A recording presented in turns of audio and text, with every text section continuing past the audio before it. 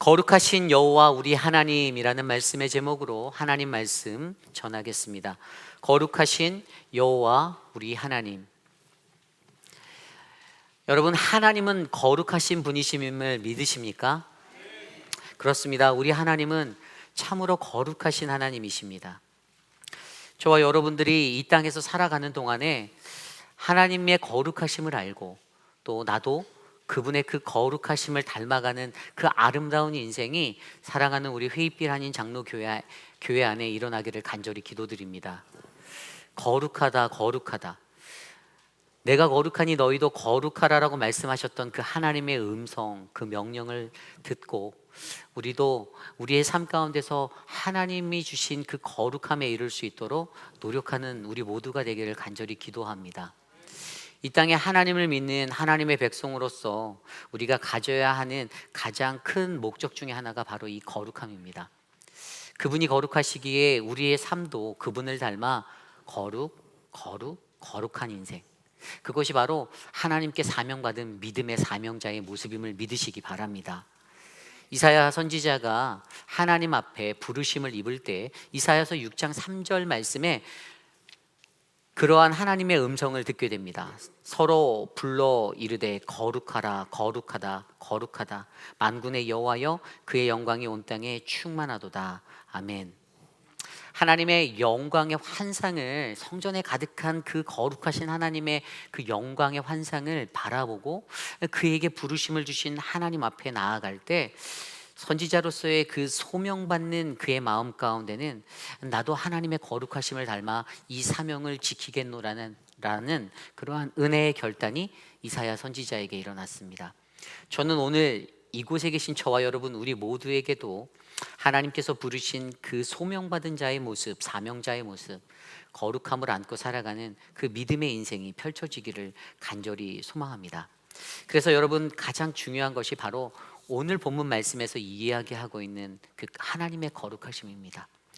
우리가 하나님의 거룩하심을 제대로 이해하지 못하면요, 참된 예배자의 자리에 설 수가 없습니다. 예배를 한다라고, 예배를 드린다라고 말은 할지언정 하나님의 거룩하심을 온전히 이해하지 못하면 우리의 것이 형식적인 것들이 될 수 있다라는 이야기입니다.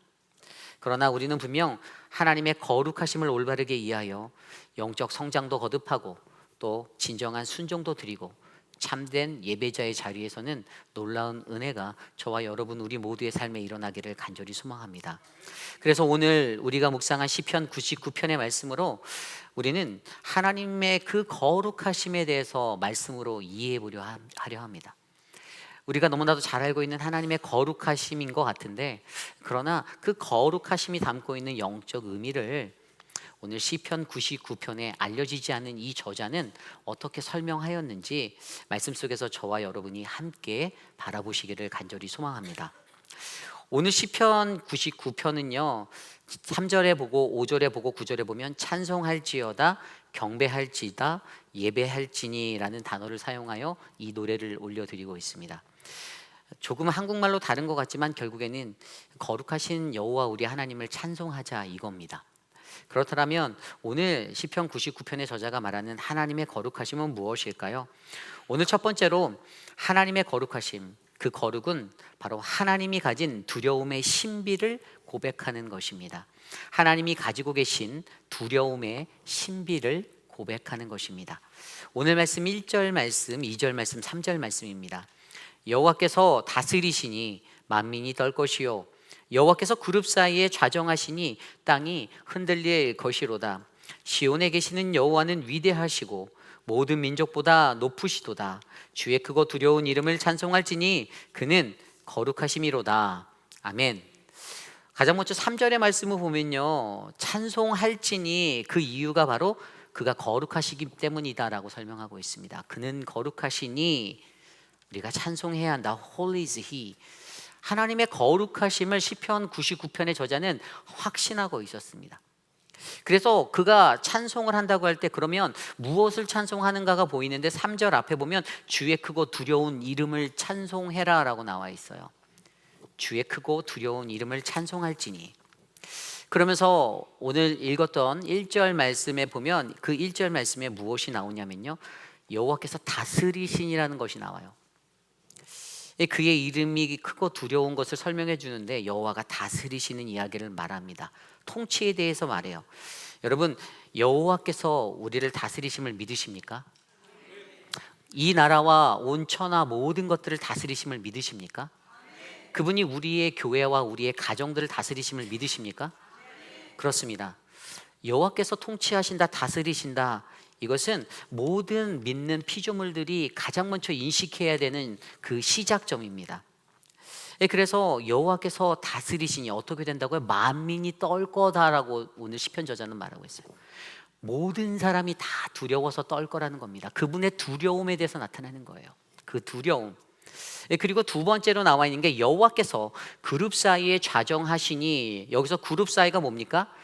구약 성경에 나온 성막 설교에서 배웠던 여러분 언약궤 쉬은 자라는 거 보십니까? 그룹의 두 날개 아래 있는 하나님의 임재의 자리, 그분의 임재하심. 그러니까 그분의 임재할 때 어떠한 일이 일어난다고요? 땅이 흔들릴 것이다 라고 얘기합니다. 지진이 난대요. 두려움이 임합니다. 그 큰 영광의 두려움이 그때에도 임합니다. 그러면서 2절 말씀에 시온에 계시는 여호와는 위대하시고 모든 민족보다 높으시다. 여기서 위대하고 높으신 그 하나님에 대해서 얘기하는데, 여러분 이 높다라는 의미가 어떤 의미를 가지고 있습니까? 이 높다라는 것은요, 그저 어떤 그 포지셔닝적인 것에 여호와를 얘기하는 게 아니에요. 여호와가 사장님이고 나머지는 밑에 과장이고 이런 걸 얘기하는 게 아니라 바로 이 공간적인 어떠한 그러한 의미로 사용되는 것보다는 여호와 하나님이 가지고 계신 그 크고 초월적인 그 능력으로 말미암아 모든 피조물들은 두려워 떨 수밖에 없는, 우리 인간이 가진 지각과 생각과 우리의 가치관, 우리의 경험, 그 어떠한 것으로도 그 하나님을 가늠할 수 없고 그 하나님을 컨트롤할 수 없는 초월적이신 하나님, 그러한 하나님에 대해서 설명해 주고 있는 것입니다. 우리의 생각과 판단을 뛰어넘으시는 언제나 그러한 하나님. 그래서 그 하나님이 어떻다고요? 시편 99편의 저자는 그 하나님이 그래서 두렵다라고 이야기하는 거예요. 그래서 주님의 크고 두려운 이름을 내가 찬송한다라고 고백하는 것입니다. 여기에서 또 한 가지 중요하게 생각해 볼 것은 이 찬송하다라는 히브리어 야다라는 단어가 praise라는 의미도 있지만 confess, 고백하다라는 의미도 있어요. 그래서 제가 오늘 아까 1번의 그 소주제를 바로 하나님의 그 거룩하심은 하나님이 가진 두려움의 신비를 우리가 고백하는 거다라고 제가 말했던 이유예요. 고백. 앞서 설명드린 대로 찬송하다, 경배하다, 예배할지가 다 그분을 노래하고 찬양하고 높이는 거지만, 오늘 이 첫 번째 그 문단에서 이야기하는 그분의 그 찬송해야 되는 이유는 바로 그분 찬송받기에 합당하신, 바로 두려움의 그 위엄을 가지신 그분을, 그 거룩하신 그분을 어떻게 해요? 우리가 고백해야 한다라는 것이 바로 이 말씀의 의미입니다. 그렇다면 여러분, 저는요 오늘 이곳에 계신 저와 여러분들이 바로 우리를 다스리시고 그리고 이곳에 임재하시고 그리고 우리의 생각보다 더 저 멀리서 일하시고 계시는, 그거보다 더 뛰어나신 그 하나님 앞에 늘 우리가 그 하나님을 높이고 찬양하는 그 고백의 삶을 살아내기를 간절히 소망합니다.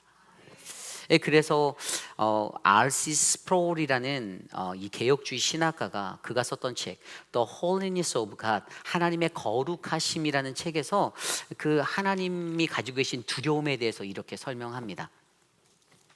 하나님이 가지고 계신 두려움을 제대로 이해한다라고 그가 말하면서, 그가 그 책에서 무엇이라고 하냐면, 하나님의 두려우심, 그것 하나님의 거룩하심은 하나님의 초월성, 곧 그분이 세상 만물보다 무한히 월등한 존재라는 그것을 나타내는 것이고, 세상에는 그 어디를 둘러보아도 스스로 거룩하게 할 수 있는 것이 하나도 없으나 우리 하나님께서는 스스로 거룩하신 하나님. 여러분, 이게 무슨 말인가 하면, 출애굽기에 보면 모세가 소명을 받을 때 떨기나무에서 여호와 하나님이 나는 스스로 있는 자다, M.I.M 이라고 했던 야훼, 바로 그 하나님의 신명이 담고 있는 의미가 바로 이거예요. 세상에 그 어떤 것도 스스로 거룩하게 할 수 없으나 스스로 있는 자 나는 내 스스로 거룩한 자다라는 사실이에요. 그래서 그 하나님에 대해서 우리가 바르게 알면, 그래서 어떻게 소명받은 우리가 그분을 노래하며 살아갈 수 있는가를 이해할 수 있는 거죠. 그래서 그가 말하는 것이 바로 하나님은 그렇게 스스로 거룩하게 할 수 있는 분이고, 또 그분 스스로가 선택한 그의 백성들 또한 그분을 닮아 거룩해질 수 있다는 것을 책에서 강조하고 있습니다. 그러면서 그가 책에서 이러한 것을 얘기해요. 이 땅에 있는 모든 교회의 수많은 사역이 중요한데 그 중에서도 중요한 사역이 바로 이 하나님의 거룩하심의 사역이다라고 말하고 있어요. 하나님의 거룩하심의 사역.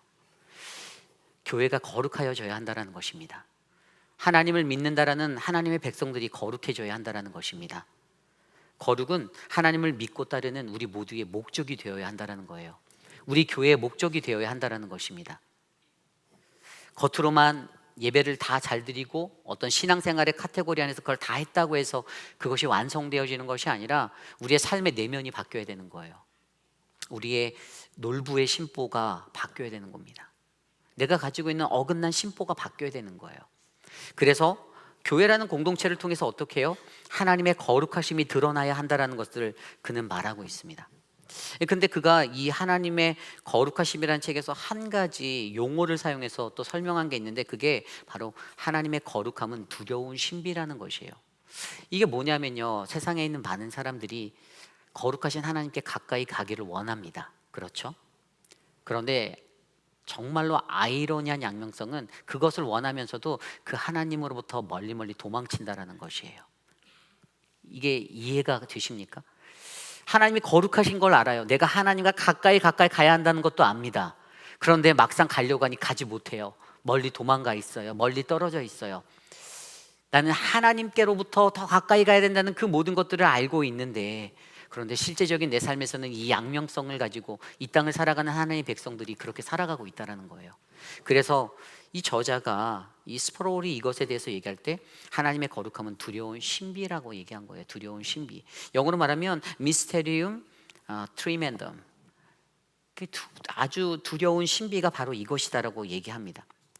그러므로 이 저자가 마지막에 책에서 강조했던 게 뭐냐 하면, 우리가 이 땅에 살아갈 때 하나님의 이 두려운 신비를 인지하고 살아가는 사람들이라면 이것들을 깨뜨리기 위해서, 하나님은 바로 그분이, 우리 하나님은 아주 우리가 믿는 그 하나님은 바로 하나님 자체로서의 그러한 분이시고, 우리 인간은 연약한 존재라는 것들을 깨닫는 것이 그 방법이다라고 그가 설명하고 있습니다. 여러분, 저와 여러분들의 삶 가운데 그 하나님의 두려우심, 그 거룩함으로 나타나는 두려우심을 올바르게 이해하시기를 부탁드립니다. 하나님이 거룩하다라는 것을 다 알면서도 우리가 그 삶을 살아내지 못하는 것의 이유는 무엇입니까? 그것은 내 스스로가 거룩함에 가까이 갈 수 있는 준비가 되지 않았기 때문이에요. 나도 하나님처럼 거룩해지려는 노력이 내 안에서 완벽하게 세워지지 않기 때문입니다. 그렇기 때문에 저와 여러분들의 삶 가운데서는요, 이 두려움이 가지고 있는 이 양면성의 것들을 잘 이해하시고, 하나님이 주시는 그 거룩함의 은혜 가운데 나타나는 두려움을 마주하였을 때 그 안에서 하나님의 거룩하심을 날마다 경험하는 아름다운 인생이 되시기를 간절히 소망합니다. 그래서 이것에 대한 가장 하나님 말씀에 가장 좋은 예가 되는 것이 신명기 32장의 말씀이에요. 신명기 32장에 느보산에 올라서 이제 자신의 삶을 되돌아보고 이스라엘 백성들을 다 그곳으로 불러 모아 그곳에서 그들을 축복하며 주셨던 말씀 중에 이러한 말씀이 있습니다. 신명기 32장 29절. 이스라엘이여, 너는 행복한 사람이로다. 여호와의 구원을 너같이 얻을 백성이 누구냐? 그는 너를 돕는 방패요, 내 영광의 칼이시로다. 내 대적이 내게 복종하리니 내가 그들의 높은 곳을 밟으리로다. 아멘. 여러분, 모세의 삶의 마지막에 모세가 느꼈던 것, 그 모든 이스라엘의 백성들을 모아놓고 그들에게 선포했던 말 중에, 이스라엘아, 너희는 행복한 사람이야 라고 말합니다. 하나님의 크고 위대하심, 그분의 두려우심 앞에서, 야, 우리는 불쌍한 사람이야, 우리는 도망쳐야 할 인간이야 라고 말하는 것이 아니라, 그러한 하나님을 마주하는 너희들의 인생은 축복이고 너희들의 인생은 가장 행복한 인생이야 라고 말하는, 여러분, 이 모세의 마음이 느껴지십니까?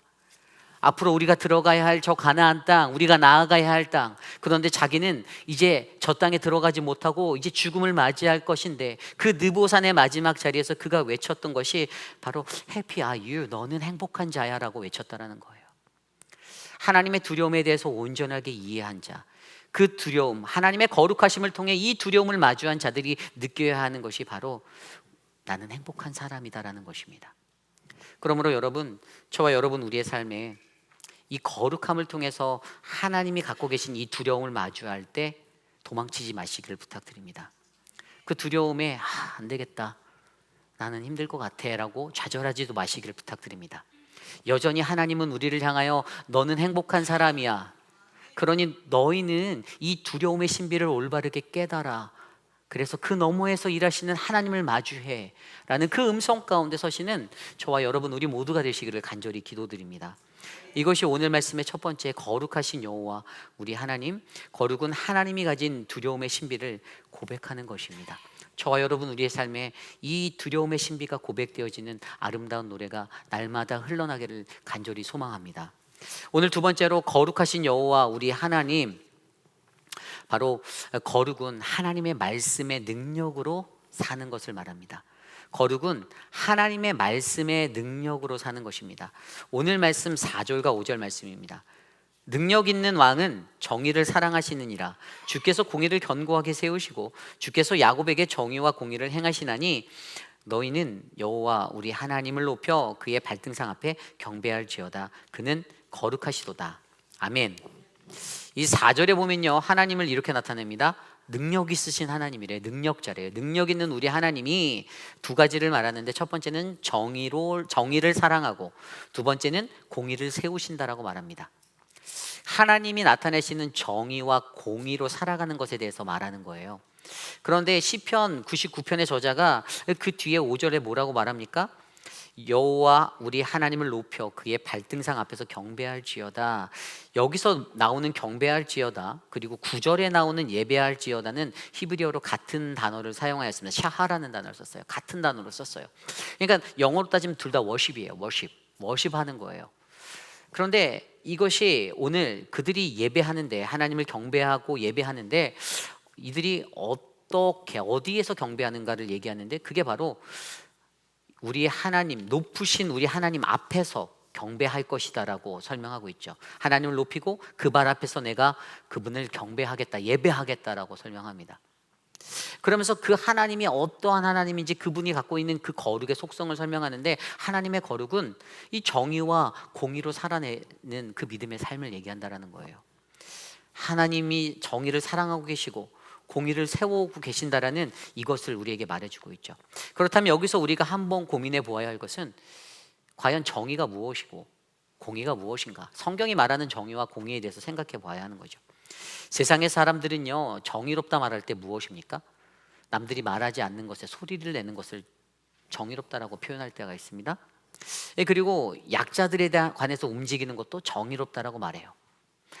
불난 집에 아무도 뛰어들어가지 않는 그 집에 뛰어들어가서 사람들을 구하고 자신의 목숨을 버린 것도, 그것도 의인, 정의라고 얘기합니다.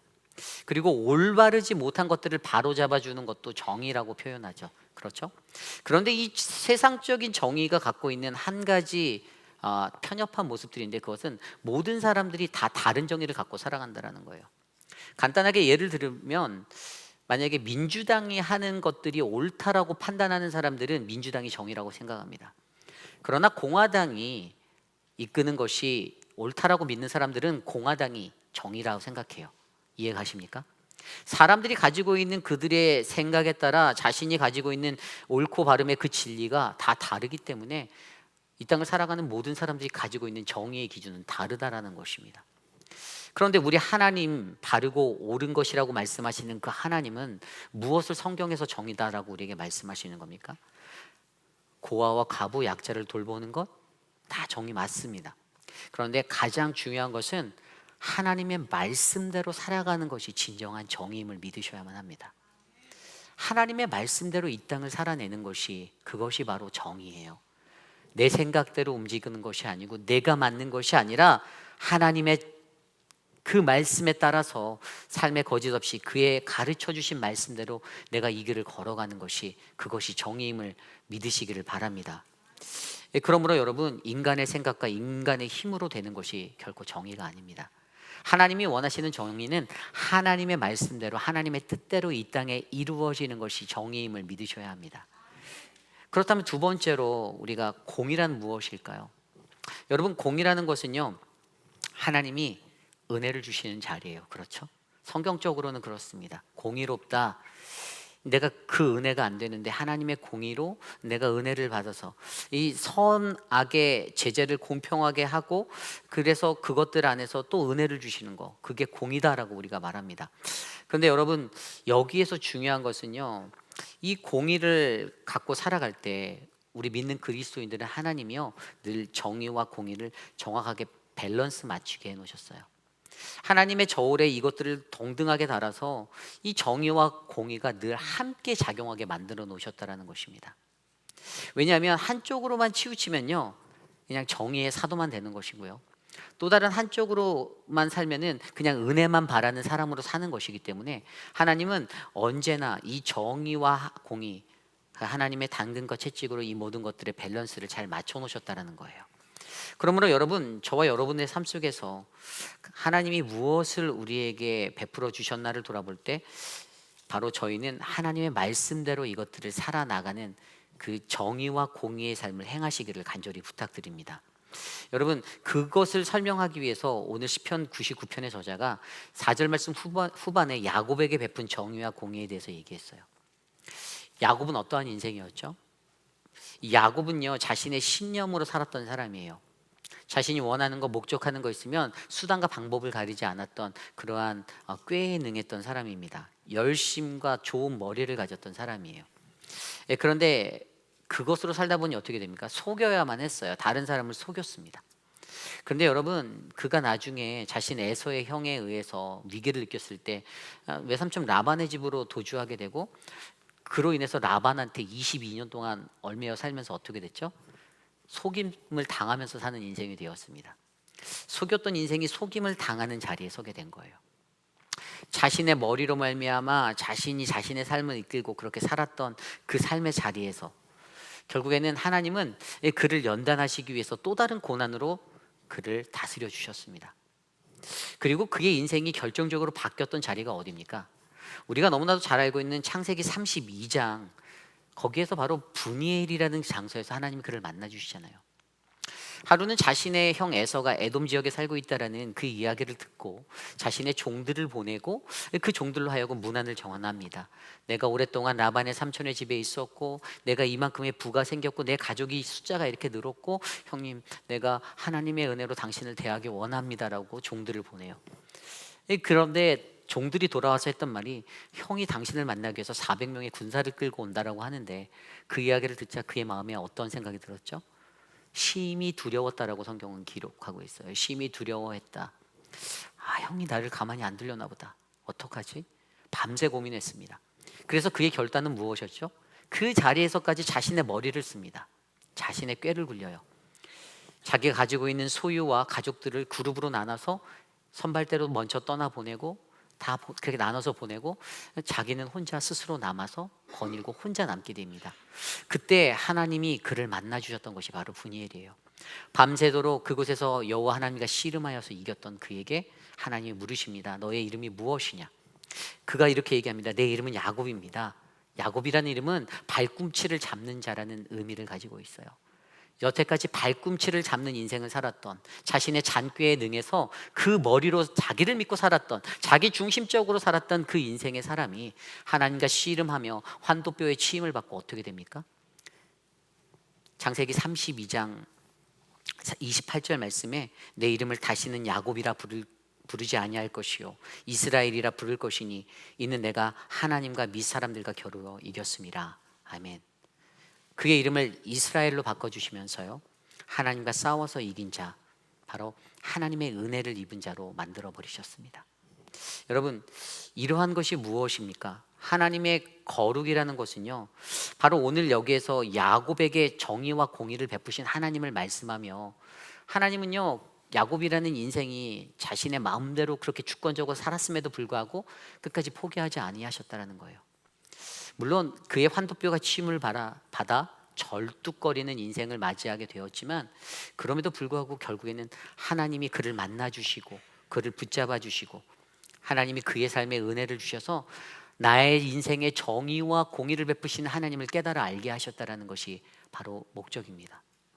그러므로 여러분, 우리가 하나님의 거룩하심을 마주할 때요, 하나님의 말씀으로 그것들을 마주할 때 여러분, 그것들이 이루어짐을 믿으시기를 바랍니다. 그 말씀대로 내가 살아내기를 소원하시기를 바랍니다. 한 점도 내 삶에서 하나님의 말씀이 떨어지지 않도록 기도하시기를 부탁드립니다. 저는 오늘 이곳에 모인 저와 여러분 우리들의 인생이 바로 그러한 인생이 되시기를 간절히 소망합니다. 어떠한 삶의 자리에서도 거룩하신 여호와 우리 하나님을 마주할 때 하나님의 그 말씀의 능력으로 이 삶을 살아내며 하나님의 정의와 공의가 세상에 선포되어지는 아름다운 인생 되시기를 간절히 축원합니다. 오늘 마지막으로 거룩하신 여호와 우리 하나님, 오늘 세 번째 마지막으로 거룩은 중보자적 예배를 통해 하나님의 응답과 용서를 경험하는 것입니다. 중보자적 예배를 통해 하나님의 응답과 용서를 경험하는 것이다. 다른 말로 하면 중보자적 예배자가 되는 삶을 살아야 하는 거예요. 여러분, 오늘 말씀 6절 이후에 보면 이렇게 나와 있습니다. 그의 제사장들 중에는 모세와 아론이 있고 그의 이름을 부르는 자들 중에는 사무엘이 있도다. 아멘. 구약 성경의 대표적인 제사장의 이름들을 언급합니다. 모세와 아론 그리고 사무엘. 민수기 14장에 보면 가나안의 정탐꾼들이 가나안 땅을 정탐하고 돌아와서 보고를 하는데 이스라엘 백성들이 원망을 쏟아놓기 시작해요. 야, 거기 우리를 데려가서 죽일 작정이냐? 이러면서 원망을 쏟아놓자 모세가 어떻게 합니까? 그들을 위해 중보 기도를 합니다. 모세가 하나님, 당신의 화를 거두어 주세요. 저들을 용서하여 주십시오라고 한 번 더 하나님의 마음을 되돌리기 위해서 그가 중보자적인 모습으로 기도하며 나아갑니다. 이 사무엘상 7장에도 이 사무엘의 그 지도 아래 이스라엘의 모든 어떤 그 이방의 것들이 꺾어지게 종교 개혁을 일으키는데, 그래서 미스바에 이스라엘 백성들을 모았을 때 그때 그곳에서도 이 사무엘은요 자신의 민족의 그 어지러움, 혼란함, 영적 아둔함을 위해서 기도합니다. 여러분, 이러한 기도의 모습을 오늘 시편 99편의 저자는요 바로 거룩하신 하나님께 예배하는 그 자리에서 하나님의 거룩하심을 마주하는 모든 예배자들이 가져야 하는 하나의 덕목으로 여기고 있습니다. 그분의 거룩하심을 느꼈다라면 우리는 바로 모세와 아론과 사무엘처럼 이러한 기도자가 되어야 한다는 것입니다. 나를 위한 기도자가 아니라 어떠한 것을 위한 기도자입니까? 나라와 민족을 위한, 공동체를 위한 기도자가 되어야 한다는 거예요. 그때 그들이 경험하였던 하나님이 응답하셔서 그들의 기도를 들어주시고 그들의 민족을 용서하시고 이끌어주시고 구원에 이르게 하시는 그 하나님을 그들이 경험했기에 그들은 오늘 하나님의 거룩함 앞에서 이 중보자적인 예배자로 살아가는 그 한 사람 한 사람의 모습이 절대로 필요하다라는 것에 대해서 얘기하고 있습니다. 그러면서 오늘 말씀 뒤에 보면 8절 말씀에 이렇게 나오죠. 여호와 우리 하나님이여, 주께서는 그들에게 응답하셨고 그들의 행한 대로 갚기는 하셨으나 그들을 용서하시는 하나님이시다. 아멘. 더 큰 의미가 뭐예요? 하나님께서 우리의 기도를 응답하셨어요. 근데 그거보다 더 큰 것은 그런데 응답하셨으나 용서하신 하나님이 계신다라는 거예요. 하나님이 심판도 하셨대요. 행한 대로 갚기는 하셨으나 그들을 용서하신 하나님이 그 하나님이라는 거예요. 그렇기 때문에 어떻게 해요? 9절에 나온 대로 예배할지어다. 우리 하나님의 이름을 높이고 그 성산에서 예배해라. 우리 여호와 하나님은 거룩하시다라고 설명하고 있습니다. 여러분, 저와 여러분들 안에 하나님의 거룩하심을 마주하였다라면 저와 여러분 우리 모두도 중보자적 예배자가 되셔야만 합니다. 내 인생이 중요하죠. 내가 잘 살아야 되고 내가 평안해야죠. 그런데 나보다 더 앞서는 게 바로 공동체가 되어야 할 줄 믿습니다. 공동체의 질서와 공동체의 것들을 위해서 여러분들 기도하셔야만 합니다. 우리를 어지럽히고 우리를 분열하게 하는 우리 안에 우리를 틈타드는 사단 마귀의 권세가 깨어지도록 내가 중보자가 되셔야만 합니다. 그들의 영혼을 불쌍히 여기고 기도하셔야만 합니다. 하나님의 말씀 앞에 바로 선다라고 말하면서 바로 설지 못하는 그들의 연약함을 보고 아파하셔야만 합니다. 그래서 그때 가장 필요한 게 무엇입니까? 저는 그때 가장 필요한 게 바로 역대상 21장에 나오는 오르난의 타작마당이 우리에게 필요하다는 거예요. 오르난의 타작마당. 여러분, 다윗은 어떠한 인생을 살았습니까? 다윗은요, 자기 스스로가 늘 하나님께 묻고 또 묻고 하나님께 물었던 인생이었어요. 전쟁을 나갈 때도 하나님께 물어봅니다. 하나님, 나갈까요 말까요? 하나님의 응답을 받고 그렇게 움직였던 그의 인생이요, 어느 한순간에 그가 교만에 서게 되는 자리가 있습니다. 그때 어떻게 됐습니까? 그가 인구를 계수합니다. 두 번째 인구를 계수할 때는 다윗의 사심이 들어갔어요. 자신의 업적을 남기고 싶은 자신의 교만이 들었습니다. 그러나 다행인 게 그게 하나님 안에서 교만이어서 그게 다행이었어요. 하나님이 없는 교만이 아니라 하나님이 있는 교만이었기 때문에 그가 회개하고 다시 돌아올 수 있는 여지가 있었거든요. 그래서 하나님이 그에게 말씀하신 것이 무엇이었습니까? 그 일이 있을 때 오르난에 있는 그 땅에 가서 그 땅을 사고 그곳에서 예배하라라는 하나님의 그 명령을 듣게 되옵니다. 그래서 그가 그렇게 나아가요. 여부스 사람 오르난의 타작마당을 매입을 합니다. 평균 시세보다도 더 많은 값을 주고 더 값비싼 값으로 그 대가를 지불하고 그 땅을 샀다라고 얘기합니다. 그 의미는 우리가 중보자적인 자세로 예배드리는 것이 얼마나 귀한 것인지를 알려주는 거예요. 그만큼의 대가를 드리고 그 땅을 매입해서 사실 그 오르난 산 전체를 사버렸거든요. 그 타작마당 고기만 산 게 아니라 다 사버렸어요. 더 많은 액수, 그것도 시세보다 더 높은 가격으로.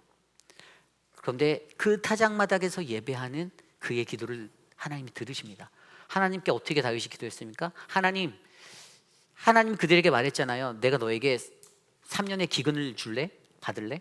아니면 너희들이 계속되는 그 석 달 동안의 그 전염병과 이런 것들을 받을래? 또 어떠한 것들을 네가 받을래라고 선택해라. 근데 그 앞에서 하나님 앞에, 하나님, 이것은 나 때문이에요. 내 죄입니다. 이 민족의 죄가 아닙니다. 하나님, 나를 치세요. 내 가족을 치세요. 다윗이 그렇게 기도했을 때 오르난의 타작마당에서 드려졌던 그 기도로 말미암아 그 민족이 다시 회복되고 은혜를 입는 자리를 경험하게 되었다라는 것입니다. 여러분, 기억하셔야만 합니다. 오늘 이 시대를 살아가는 저와 여러분도 거룩하신 하나님을 우리가 마주할 때 우리는 그분이 우리에게 주시는 중보자적인 예배자로서 우리가 바르게 세워지는 것들을 원하신다라는 것입니다. 어떻게요? 공동체를 위해서, 이 교회를 위해서, 이 나라를 위해서. 저는 이곳에 계신 저와 여러분 우리 모두가 바로 이러한 오르난의 타작마당에 기도의 자리를 꿋꿋이 지켜내는 그 한 사람이 되시기를 소망합니다. 저와 여러분들의 삶 가운데 무엇이 우리를 어렵게 합니까? 2023년도를 되돌아보시길 바랍니다. 그리고 다가오는 갑진년의 이 용띠의 새로운 시대를 바라보시길 바랍니다. 여러분들 많이 힘드셨잖아요, 그죠? 안 힘드셨나요? 지난 한 해 다들 평안하셨어요? 저는 힘든 일도 있었습니다. 힘들었어요. 심적으로 부담되는 일도 많았습니다. 내가 살아가는 그 삶의 자리에서 내가 하나님, 거룩하신 하나님의 사역을 감당한다라고, 사명을 감당한다라고 사는데도 너무 힘든 거예요. 나는 저 사람에게 잘해줬다라고 했는데 이 다른 것들이 나에게 밀려올 때는 솔직히 마음속에서 후회가 찾아올 때도 많았습니다. 근데 저는 여러분들에게도 동일하게 그런 삶이 있었을 거라 믿어요. 어쩌보면 저보다 더 큰 어려움이 많았을 거예요. 말할 수 없는, 형용할 수 없는. 그런데도 여러분들이 동일하게 이 자리에 서신 것은 무엇입니까? 거룩하신 그 하나님을 믿기 때문이 아닌가요? 내가 그 거룩하신 하나님처럼 나도 거룩한 주의 백성으로 살고 싶어서 이곳에 모여 예배드리는 거 아닙니까? 여러분들이 그 거룩하신 하나님 앞에 나아가는 그 믿음의 삶을 드릴 때 저는 저희 교회를 하나님께서 가장 거룩하고 아름다운 믿음의 성전으로 세워주실 거라 믿습니다. 제가 어제 집에 들어갔는데 저희 아내가 저한테 힘들지라고 물어보는 거예요. 그래서 제가 안 힘든다라고 말해야 되는데 힘들다 이렇게 얘기를 했어요. 그러면서 저희 아내가 부엌에서 설거지를 하시면서 노래를 부르는데 갑자기 날마다라는 이 찬양을 막 혼자 부르고 있더라고요. 날마다. 노래도 되게 잘하셔요, 저희 아내가. 날마다 이러면서. 날마다. 제가 제 방에서 어제 제가 늦게 들어갔거든요. 그래서 너무 피곤해서 이렇게 바로 골아 떨어지려고 이제 자리에 누웠는데 이 날마다가 들려오는데, 근데 그 뒤에 가사가 너무 은혜스러웠어요. 날마다 숨 쉬는 순간마다 내가 숨을 쉴 수 있는 게 하나님 은혜구나. 내가 감사해야겠구나. 작은 것에도 감사해야 되겠구나. 내가 힘들다라고, 내가 두렵다라고 내가 물러나면 안 되겠구나. 저는 사랑하는 우리 회의필 장로교회 모든 어르신들, 성도님들 한 분 한 분, 제가 여러분들만큼 인생은 살아보진 못했지만 여러분들의 삶의 그 모든 자리에서 우리 하나님이 날마다 보호하여 주시고 지켜주실 거라 믿습니다. 행여 지금 내 삶이 조금 어긋났다라고 하더라도 여러분 되돌리시기 바래요. 다시 돌아오시면 돼요. 저도 목회자 되기 전에도 지금도 마찬가지지만 너무 많이 돌았거든요. 돌고 돌았어요. 근데 단거리로 가면 너무 좋은데 우리가 지혜롭지 못해서 자꾸만 실수해요. 여러분들의 그 어그러진 마음에, 상처받은 마음에, 관계 속에서 망가진 그 현실 때문에 불안해하고 두렵고 떨리는 그 모든 것들, 근데 그때 거룩하신 하나님을 봐야 한다는 거죠. 거룩하신 하나님 들여다보니까 오늘 말씀처럼 그 두려움의 신비가 느껴지잖아요. 내 스스로는 하나님이 너무나도 두려운 존재, 가까이 갈 수 없다라고 하면서도 가까이 가고 싶은 그 양면의 마음이 일어나는데, 그 하나님을 바르게 이해하고 그래 너는 행복한 사람이야 라고 말하면서 우리를 그분께로 인도하는 그 음성을 듣고 가자라는 거죠. 거룩하신 하나님의 말씀대로 다 이루어지는 거 뭐예요? 정의와 공의, 이 믿음의 밸런스가 맞춰져서 우리 교회가 말씀의 능력으로 삶을 살아내는 거예요. 그러면 이 교회가 어떻게 됩니까? 견고해지는 거예요. 거룩한 중보자가 되어서 여러분들이 나를 위해서보다 내 옆에서 힘들어하고 혼돈스러워하고 좌충우돌 부딪히고 있는 그 영혼을 위해서 기도해 달라는 거예요. 공동체가 회복되어지고 다시 하나가 될 것들을 소망해 보자라는 거예요. 2023년도의 마지막 날에 오늘 우리에게 주시는 말씀이 왜 거룩일까? 그것은 하나님의 교회는 반드시 거룩한 공동체로 나아가야 하는 믿음의 공동체이기 때문입니다. 여러분들의 마음을 모아서 우리 교회를 향해서, 하나님을 향해서 더욱더 아름답고 거룩한 그 믿음의 삶들이 일어나기를 간절히 소망합니다. 그러한 마음으로 우리 이 시간 함께 모두 자리에서 일어나서 이 찬양을 한번 드려보기 원하는데요. 날마다 숨쉬는 순간마다 내 앞에 어려운 일 보내 주님 앞에 이 몸을 맡길 때 우리 함께 전심으로 찬양하겠습니다.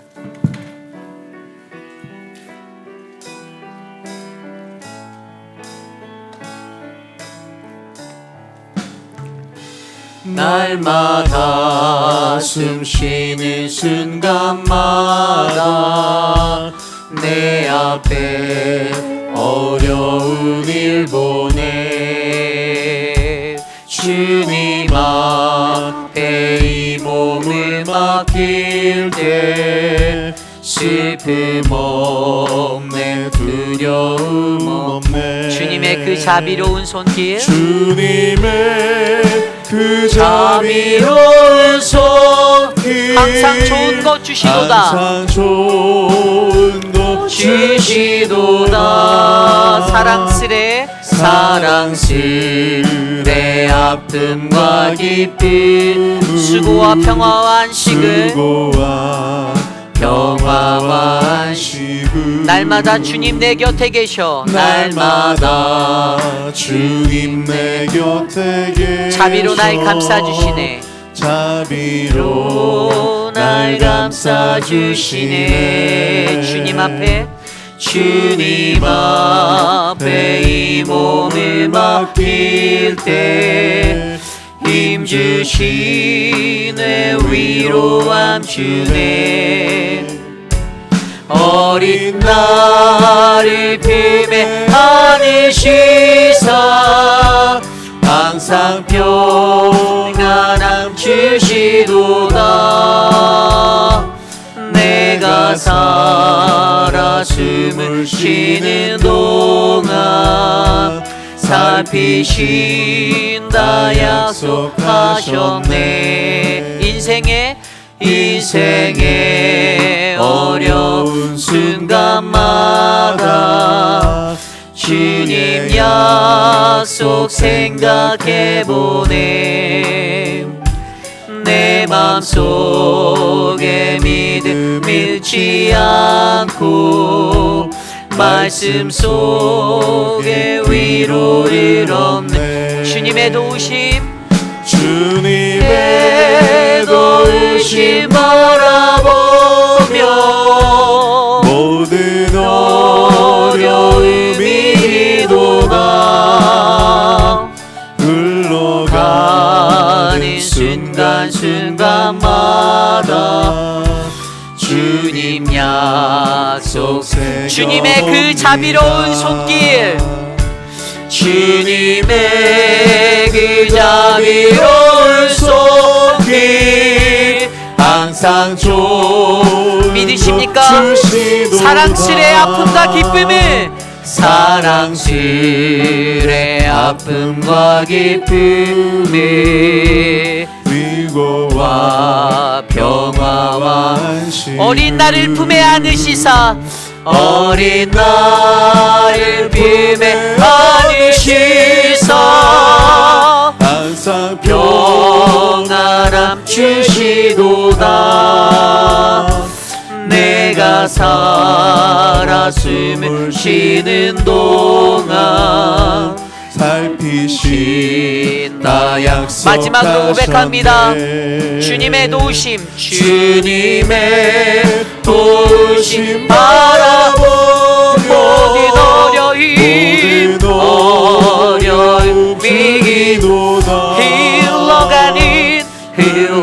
흘러가는 순간순간마다 주님 약속, 주님 약속 새겨봅니다.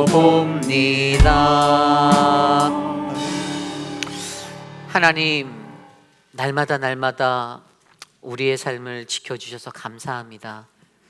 2023년도도 단 한순간도 하나님 우리들을 버리지 않고 포기하지 아니하고 하나님 우리들을 돌보아 주심에 감사합니다. 하나님, 한 해 동안 열심히 살았는데 하나님 내게 남아있는 공허함은 무엇인지 알 수는 없지만 하나님 거룩하신 그 하나님을 마주하며 하나님 앞에 찬양과 경배와 예배로 사는 하나님의 거룩하심을 노래하는 우리들이 되기를 소망합니다. 사랑하는 회의빛 한인 장로교회가 하나님이 원하시는 하나님의 뜻이 이루어지는 믿음의 공동체가 될 수 있도록 하나님 꼭 붙잡아 주시옵소서. 사랑하는 배경남 배영인 성도님의 가정에 주시는 그 은혜, 사랑하는 어머니 고 양봉숙 어머님을 주께 올려드리며 기도했던 그 기도를 들어주시고 하나님의 은혜로 그들에게 크신 위로를 베풀어 주시옵소서. 사랑하는 우리 이종란 집사님 남편 존 헤이즈의 하나님 그 췌장암과 간암의 선고 앞에서 두렵고 떨리는 막막한 눈물밖에 나오지 않는 그 막막한 현실 속에서 하나님 사랑하는 딸을 안아주시고 붙잡아 주시며 위로하셔서 다시 한번 주님의 은혜를 누릴 수 있도록 새 힘을 더하여 주시옵소서. 사랑하는 주님, 우리 교회의 모든 어르신들 한 분 한 분 하나님 우리 어르신들의 삶이 2024년에도 더 평안하게 지내지기를 간절히 소망합니다. 건강을 주시고 평화를 주셔서 사랑하는 모든 분들 행복할 수 있도록 은혜를 비춰 주시옵소서. 지금은 우리 구주 예수 그리스도의 무한하신 은혜와 그 크신 하나님의 사랑하심과 성령 하나님의 감화 감동 교통하심의 역사가 거룩하신 하나님을 찬양하며 하나님 내 삶에 주어진 그 어떠한 삶의 환경 속에서도 하나님의 두려움 그것을 온전히 이해하여 내가 주님만을 찬양하겠습니다. 하나님 내 삶에 하나님이 주시는 그 평화 안에서 하나님을 예배하고 경배하겠습니다. 하나님 나를 붙잡아 주시옵소서라고 고백하는 사랑하는 우리 회의빛 한인 장로교회 성도님들, 오늘 이곳에 나와 주께 예배드리는 믿음의 권속들 머리머리 위에 지금으로부터 영원토록 함께 하시기를 간절히 축원하옵나이다. 아멘.